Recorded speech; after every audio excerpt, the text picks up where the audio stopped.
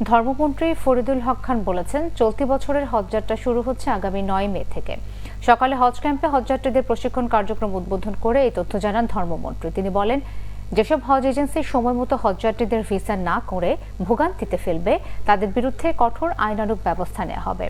হজযাত্রীদের ভোগান্তি কমাতে আগামী বছর থেকে ৭০% হজযাত্রী সরকারি ব্যবস্থাপনায় নেওয়ার উদ্যোগ নেওয়া হয়েছে বলেও জানান ফরিদুল হক খান।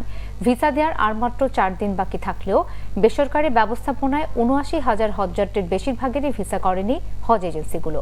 গতকাল পর্যন্ত ভিসা হয়েছে মাত্র ৪০০ জনের। সরকারি ব্যবস্থাপনায় ৪,০০০ জনের বিপরীতে ১১০০রও বেশি মুসল্লির ভিসা হয়ে গেছে।